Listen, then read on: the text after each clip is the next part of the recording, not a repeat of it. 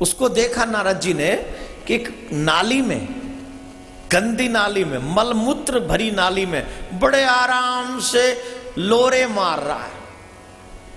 ऐसे लोरे मार रहा है, ऐसे लोरे मार रहा है मानो बहुत बड़ा रईस स्विमिंग पूल में तैर रहा हो। अरे हमारे बच्चे नहीं जाते स्विमिंग करने, है ना? कई लोग तो, उनका तो रूल है संडे को छुट्टी वाले दिन जाएंगे ही जाएंगे। कहां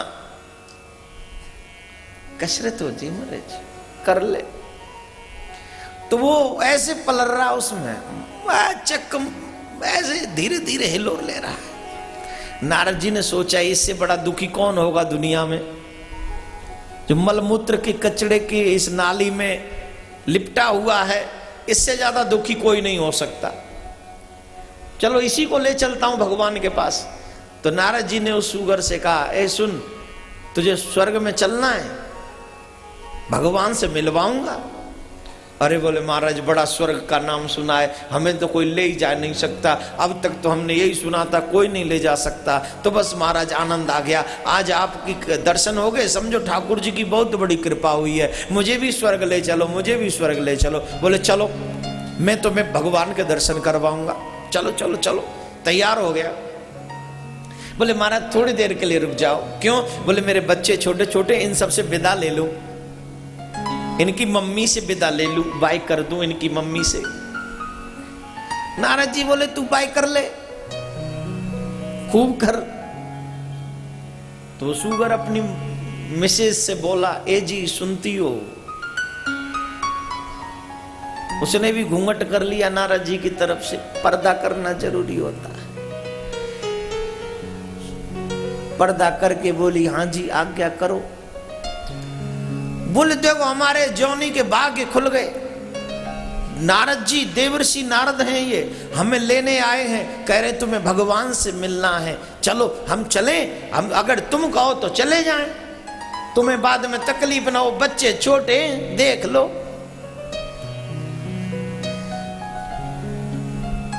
इंग्लिश में सुगर को पिग कहते हैं, उसकी वाइफ को क्या कहते हैं ये नहीं पता। हमारे यहां तो सुगर की वाइफ को कहते हैं, आपको पता है, अब उसको क्या कहते हैं वो पता नहीं, कुछ होगी उसकी मैसेज। वो बोली, ए जी। बोले हाँ जी।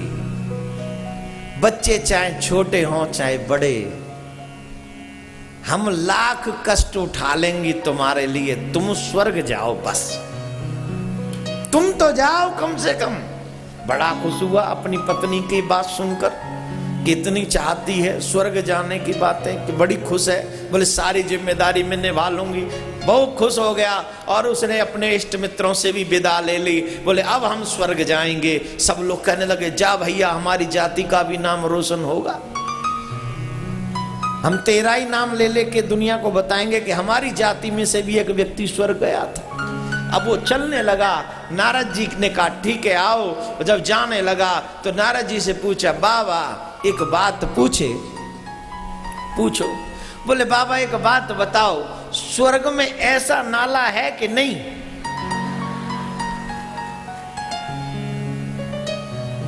नारद जी बोले, what do you mean to से?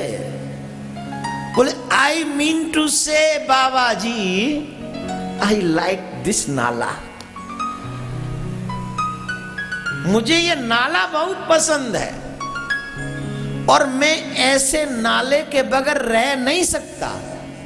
अगर आपके स्वर्ग में ये नाला हो तो मैं अभी आपके साथ चलने को तैयार हूं। नारद जी बोले स्वर्ग में तो ऐसा नाला नहीं है। तो बोले माफ करो, मेरी भी स्वर्ग जाने की इच्छा। हाँ बजा लो, ताली बजा लो। देखो क्या सेंस है। ताली किस पे बजा रहे? बोले सुगर ने मना कर दिया स्वर्ग जाने के लिए, फिर हम क्यों इच्छा पाले स्वर्ग जाने की।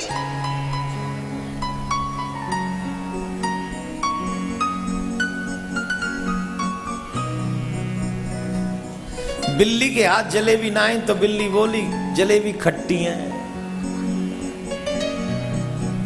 मेरा अभिप्राय इस कथा को सुनाने का यह है माय डियर, कि स्वर्ग भी सुगर भी उस नाले में स्वर्ग से ज्यादा सुखी समझता है अपने आप को। लेकिन जब आप उसी नाले के नजदीक से निकलते हो तो आप अपने मुंह पे कपड़ा रख लेते हो। लेकिन उस सुगर के लिए तो वो नाला ही स्वर्ग है। ठीक वैसे ही जिन स्वर्ग की व्यवस्थाओं को, जिन सुख की व्यवस्थाओं को हम समझते हैं कि हमारा आनंद है, कुछ ऋषि मुनि त्यागी महात्मा अपनी नाक पर कपड़ा रख के निकल जाते हैं कि अपना जीवन का नाश करने में लगा हुआ है, इन्हीं सब में फंसा हुआ है। हे मेरे प्यारे हो, अगर जीवन में कल्याण चाहते हो तो सबसे पहली बात अपनी इच्छाओं का दमन करना शुरू करो। इच्छाओं को बहुत ज्यादा बड़ी मत बनाओ, इच्छाओं को लिमिट में ले आओ कि मरने के बाद कहीं मेरा पुनर्जन्म ना हो। राजा ययाति ने अपनी इच्छाओं की खातिर अपने छोटे बेटे की जवानी ली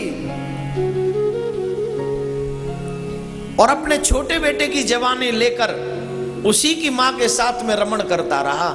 ऐसी बुरी इच्छाएं होती हैं। और आजकल इच्छाओं के बारे में ज्यादा नहीं बताऊंगा। इच्छाओं को पूर्ण करने के लिए जीव अपने हर रिश्ते को मार रहा है। न माँ का रिश्ता सुरक्षित है, न पिता का रिश्ता सुरक्षित है, न भाई सुरक्षित है, न बहन सुरक्षित है, कुछ भी सुरक्षित नहीं इच्छाओं की खातिर। मैं गलत नहीं कह रहा हूं, आप भी उसी देश में रहते हो जिस देश में मैं रहता हूं। ये सारे संदेश आपको मालूम है, फिर भी आंखें नहीं खुलती है, फिर भी विवेक जागृत नहीं होता है। न जाने इस बुद्धि में भूसा भरा हुआ है जो कभी खुलने का नाम ही नहीं लेता। जितना जी चाहे समझा लो, लेकिन जैसे मल का कीड़ा मल में खुश रहता है, वैसे ही हम लाख कथा सुनने के बावजूद भी जहां थे आज भी वही हैं। पहले कथाएं सुनने के बाद जीव गंगा में स्नान करने के बाद साधु हो जाता था, आज गंगा में स्नान करने के बाद वैसा का वैसा ही है। क्यों? बोले कथा तभी सुधारती है जब तुम खुद सुधरना चाहते हो, और जब तक खुद नहीं सुधर सकना चाहोगे ये कथा तुम्हारा कुछ नहीं सुधार सकती। इसलिए मेरे प्यारो, एक कदम तुम्हारी मोक्ष की तरफ होगा। कब? जब आप भागवत से प्रेम कर लोगे और सदा शिव्य श्रीमद् भागवती कथा जीवन में हर दिन कथा सुनते जाओ। तुम्हारा हर दिन एक कदम स्वर्ग की तरफ बढ़ता चला जाएगा, भगवान की तरफ बढ़ता चला जाएगा, भक्ति की तरफ बढ़ता चला जाएगा। ऐसा मेरा विश्वास है, ऐसा मेरा यकीन है। उसी चंद्रवंश में भगवान श्री कृष्ण का प्राकट्य हुआ है। आइए भगवान श्री कृष्ण के जन्मोत्सव की ओर चलते हैं। सभी से निवेदन यही सोचें कि कन्हैया हमारे घर में आ रहे हैं। कहां रहे कन्हैया? हमारे घर में आ रहे हैं। और उसी तरीके से खुशियां मनाओ। ऐसे ही अपने आप को तैयार करो जैसे कृष्ण हमारे ही घर में आ रहे हो। भाव का साम्राज्य है यहाँ भाव ही है सर्वस्व। जब नंद यशोदा के यहाँ पर श्री कृष्ण आए तो पूरा ब्रजमंडल झूम उठा। क्यों? बोले कृष्ण ने उनको अपना कहा और उन्होंने कृष्ण को अपना कहा। यह अहमदाबाद की नगरी, ये भी वृंदावन बन सकती है, ये भी गोकुल गांव बन सकती है अगर आपका हृदय यशोदा का हो जाए या आपका हृदय नंद बाबा का हो जाए तो यहाँ कृष्ण प्रकट होगा, इसमें कोई दो राय नहीं। तैयार है? पक्का? कुछ शक्लें तो बता रही हैं कि आप तैयार हो, लेकिन उसके लिए जरूरी है एकदम यही सोचे कि कृष्ण मेरा ही है। देखो अपने सुख देते हैं। पड़ोसी का बच्चा रो रहा हो, तुम्हारा बच्चा रो रहा हो, किसे उठाओगे? जोर से बोलो। अपने को कि पड़ोसी के को? अपने को ना। वैसे ही अगर मैं कहूं कि ये मेरा भगवान है तो तुम उतना प्यार नहीं कर सकोगे। तुम ये कह दो कि कृष्ण मेरा है, तुम शायद मुझसे भी ज्यादा तुम प्रेम कर सकोगे कन्हैया से। तो उसे अपना कहो, उसे अपना मानो और ऐसे गले लगा लो उसे कि चाहे दुनिया का हर रिश्ता टूट जाए लेकिन मेरे कृष्ण का रिश्ता मुझसे कभी टूटना नहीं चाहिए, कृष्ण कभी रूठना नहीं चाहिए।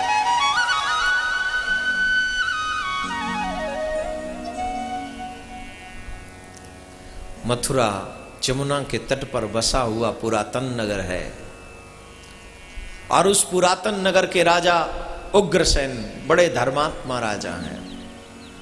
ऐसे धर्मात्मा राजा हैं कि जिनके राज्य में यज्ञ होम तप व्रत सब चलता रहता है।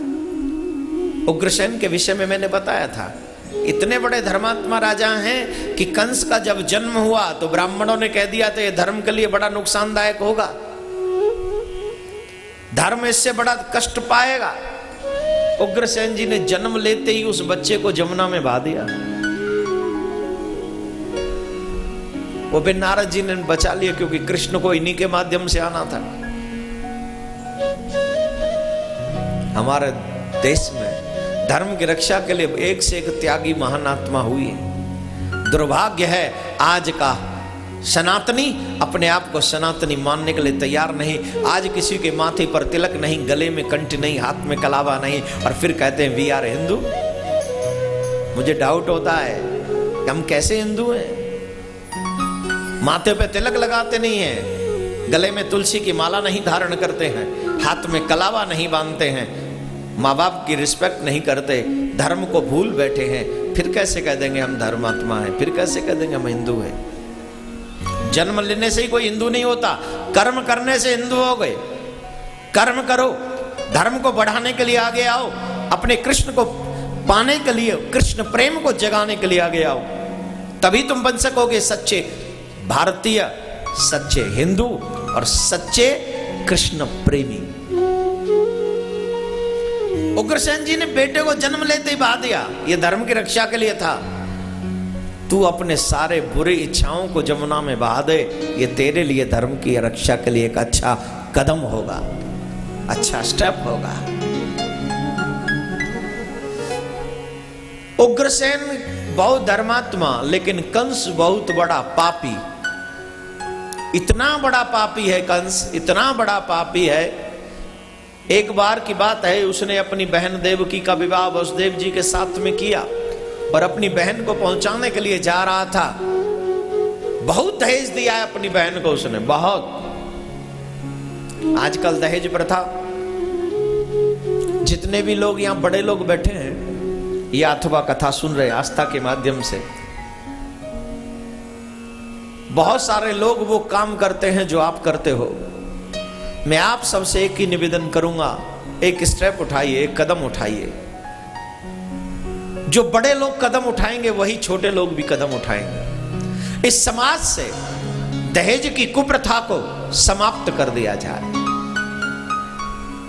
अगर हम किसी की बेटी को ब्याहने के लिए जाएं और दहेज न मांगे तो हमारी बेटी को कोई ब्याहने आएगा तो वो भी हमसे दहेज नहीं मांगे।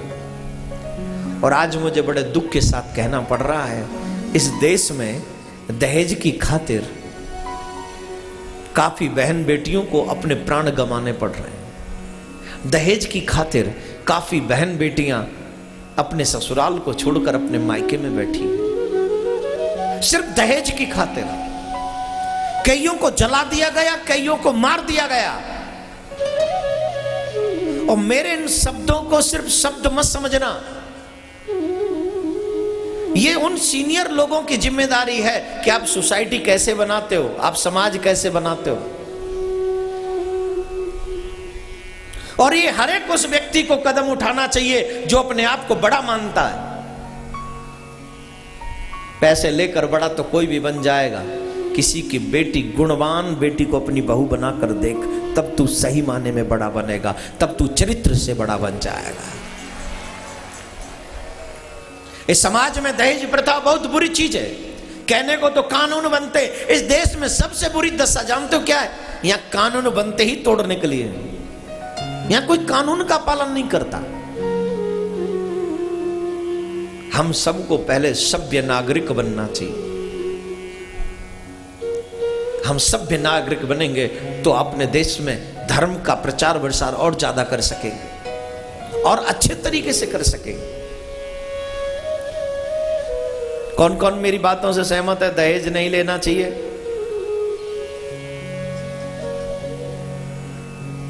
हाथ नीचे कर रहे हो, क्या बात है? कई लोगों के हाथ नीचे हैं, टेंशन में वो, मेरा बेटा तो जवान हो रहा, हमारा जब शादी कही है। किसको कौन कौन चाहता है कि दहेज नहीं लेना चाहिए? हाथ ऊपर करें। और जो ले चुके हैं वो एक कदम और उठाओ, जो ले चुके हैं वो लौटा दो। नहीं लौटाया जाएगा, मुश्किल हो जाएगा ना। ठीक है, जितना दहेज लिया है उतना दान दे दो और अपने बच्चों को ये संस्कार दो। नहीं नहीं, मैं दिल से बोल रहा हूं, और जरूर थोड़ी दान मुझे दो, जहां तुम्हें अच्छा लगे वहां दे दो। और अपनी बहू के हाथ से ही दिलवाओ। ले बेटा, मैंने अपराध किया था तेरे बाप से दहेज लेकर, ले इतने का दहेज लिया, ये धन पकड़ और अपने हाथ से कहीं भी जहां तेरा मन करे वहां धर्म कर ले, ये तेरा पैसा तेरे हवाले। एक मिसाल बन जाएगा, तू बहू की नजरों में सम्माननीय बन जाएगा। तेरी बहू यही प्रार्थना करेगी कि मुझे हर जन्म में ऐसा ससुर मिले, ऐसी सासू मिले। दुर्भाग्य की बात है, अच्छी बातों पे सिर्फ मुंडी हिलाते हैं, कदम नहीं बढ़ाते। दहेज प्रथा एक बुरी प्रथा है समाज में, और जितने भी अपने आप को बड़े कहते हैं उन्हीं को ये तोड़नी पड़ेगी। छोटे तो उनके पीछे जाते मजबूरी में। और जो लोग दहेज लेते हैं, मैं सही माने में कह सकता हूं, वो अपने बेटे की शादी नहीं करते, वो अपने बेटे की कीमत लगाते हैं। और जितनी बहन बेटियां बैठी हैं ना, जब कीमत दे दो ना, चुका दो, तो फिर ससुर जी को ससुर जी मत समझना। क्या समझोगी वो तुम डिसाइड करो, मैं यहां से नहीं बोल सकता। अरे भाई, पैसे देके जो चीज खरीदते हो, कैसे यूज करना है वो तुम्हारे ऊपर है ना। हाँ या ना?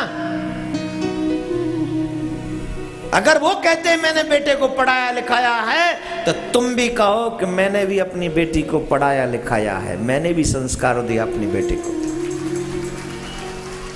तेरा बेटा घर कमा कर लाएगा तो मेरी बेटी में वो गुण है, उसी कमाई से मेरी बेटी घर को चलाएगी। अगर बहू खराब आ गई ना, तो तू कितना भी कमा लियो, तेरी बैंड बजवा देगी घर बैठी बैठी। रोज पुलिस आवेगी चक्कर में, अंजी फाइल लाओ, कितना गोल्ड लिया, कितना वो लिया, सब दिखाओ। हे भारत की बहन बेटियों, तुम्हारे ऊपर बहुत जिम्मेदारी है। अगर तुम पढ़ लिख जाओ, अगर तुम्हारे आगे तुम्हारे पिता से कोई दहेज मांगे, तो तुम्हारा एक जोरदार चांटा होना चाहिए इस समाज के नाम पर, इस समाज के मुंह पर, कि जो तुम्हारे पिता से दहेज मांगे उससे मना कर दो कि मैं इस लड़के से शादी नहीं करूंगी।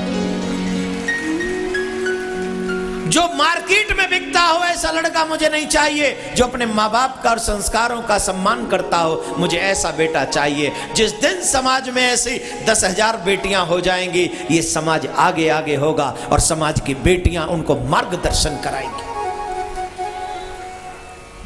ताली बजा के नहीं बैठ जाना, कुछ करना मत।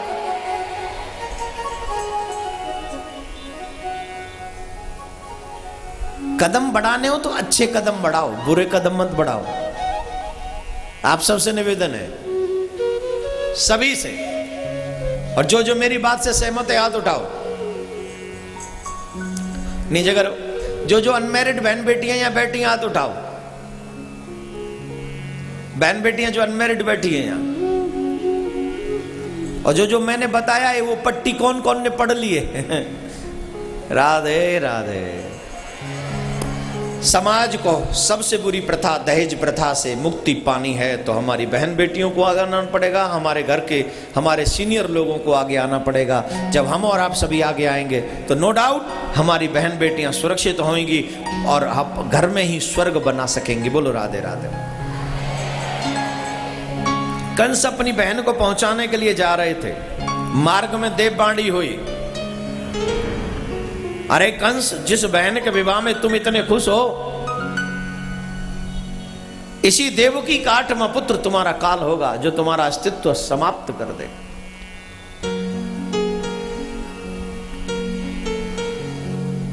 कंस को बड़ा क्रोध आया कंस ने सोचा जिस बहन को मैं अपना समझता हूं, जिस बहन के लिए मैंने इतना सब कुछ किया, आज उसी का 8वां पुत्र मेरा काल होगा। कंस ने सोचा जब देवकी नहीं होगी तो इसका 8वां पुत्र कैसे होगा, तो क्यों ना मैं देवकी को ही मार दूं। वृक्ष फले जेहि विष फल लागे, ताई बढ़े पहले ही त्यागे। क्यों ना उस वृक्ष को पहले ही काट देना चाहिए जो वृक्ष विष युक्त फल देता हो। कंस ने देवकी के केस पकड़े। अब यहां से कथा सुनना बड़ा मन लगाकर। ये कथा कृष्ण के मां बाप की है। ये कथा कृष्ण के मां बाप की है, माताजी पिताजी की है। और ये छोटी बात नहीं है, ये बहुत बड़ी बात है। आज कंस ने देवकी के केस नहीं पकड़े, कृष्ण की मां के केस पकड़े।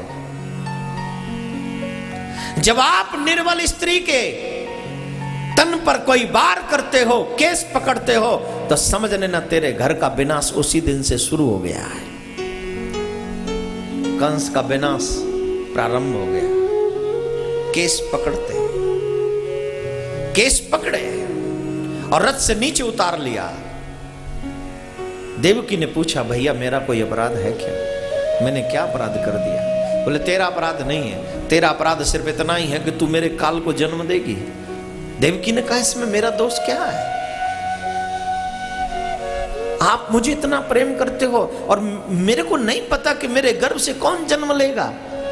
बोले नहीं देवकी, जब तू ही नहीं होगी तो तेरे गर्भ से कोई शिशु नहीं होगा। खड्ग निकाली, मारने लगे और जैसे ही मारने लगे वसुदेव जी ने रोका। स्लांगनी गुणासुर भगवान भोजे सस्करा, क्यों मारते हो स्त्री को। बलवान बनते हो, दूसरी तरफ स्त्री पर हाथ उठाते हो। बलवान वो है जो अपने समान योद्धा से जाके युद्ध करे, बलवान वो नहीं है जो निर्बल स्त्री पर हाथ उठाए। अगर तुम बलवान हो तो जाओ अपने बराबर जैसा कोई योद्धा ढूंढो और उससे जाकर युद्ध करो। ये कैसे बलवान, कैसे योद्धा। अपने आप को सक्षम कहने वाले तुम असक्षम नजर आते हो। अगर योद्धा हो तो स्त्री पर नहीं, किसी योद्धा पर शस्त्र उठाओ। क्यों मारते हो। बोले तुमने सुना नहीं देवकी का 8वां पुत्र मेरा काल होगा। वसुदेव बोले मुझे ऐसा व्यक्ति बता दो जिसका काल नहीं है। ऐसा कौन सा जीव है इस दुनिया में जिसका काल नहीं है। मृत्यु जन्मताम वीर देहि न सह जायते, अगंबार वृतांते व मृत्यु प्राणी नाम ध्रुव। जीव जब जन्म लेता है उससे पहले उसकी मृत्यु जन्म लेती है। 3 बजे कहां मरेगा, कब मरेगा, किस स्थान पे मरेगा, तीनों फिक्स है। कब, तेरे जन्म से पहले। ये तीनों चीज फिक्स है। कब मरेगा, किस जगह पे मरेगा और किस वजह से मरेगा। ये जन्म से पहले फिक्स हो जाती है तीनों के तीनों चीजें। फिर तुम इसे मारना चाहते हो, बचोगे कैसे।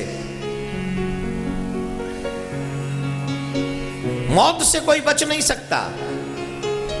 चाहे तुम लाख झूठे बहाने बना लो, लेकिन मौत कभी बहाना मानने को तैयार नहीं होगी। जब मौत आएगी तो आएगी। मौत को जब आना होगा तो मौत आएगी, वो रुकेगी नहीं। वो किसी बहाने को मानने वाली नहीं। बोलो राधे राधे, जोर से बोलना पड़ेगा।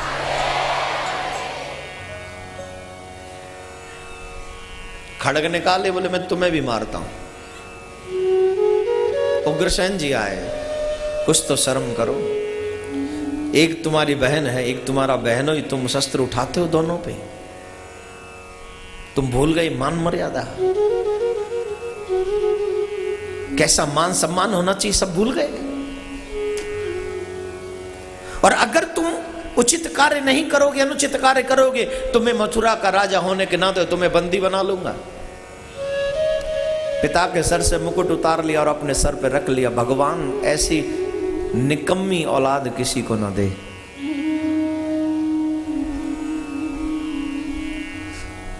एक औलाद वो होती है जिसे देखकर हर माँ बाप गौरवान्वित महसूस करते हैं। और एक औलाद वो होती है जिस औलाद को देखकर माँ बाप अपने आप को अपमानित महसूस करती है।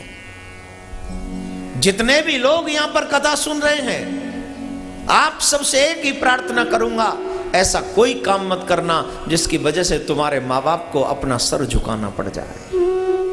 अगर जीवन में कुछ करना है, हे देश के नौजवानों, कुछ ऐसा करना कि तुम्हारे पिता का सर हमेशा ऊंचा रहे, तुम्हारी माँ का सर हमेशा ऊंचा रहे, और दुनिया वाले मांगे तो कहे कि ऐसा बेटा ऐसी बेटी मेरे यहां होनी चाहिए।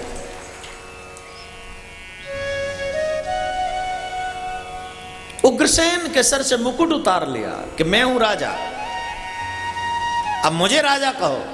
बंदी बना लिया, इनको बंदी बना लिया जाए, बंदी बना लिया गया।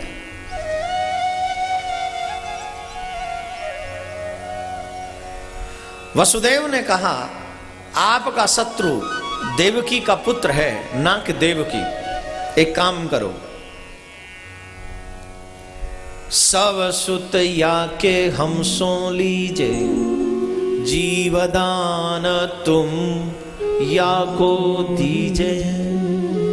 देवकी के गर्भ से जितने भी पुत्र हों मैं सब तुम्हें ला कर दूंगा, लेकिन एक ही बात मेरी स्वीकार कर ले प्रार्थना, जीवन दान दें देवकी को। बोले ठीक है हम जीवन दान देंगे, लेकिन एक शर्त है हमारी। क्या? हाथों में हथकड़ी, पांव में बेड़ी, नार में तो कारागार में रहना पड़ेगा तब तक जब तक 8 संतान न हो जाए। बोले मंजूर है। ठीक। और देवकी वसुदेव को कारागार में डाल दिया गया। ये देवकी वसुदेव कृष्ण के माता पिता है। मेरे भाई बहन, ये भगवान के माँ बाप की कथा है। ये उन भगवान के माता पिता की कथा है जो अभी थोड़ी देर पहले जिनकी बहुत नारायण और लक्ष्मी की तरह पूजा हो रही थी।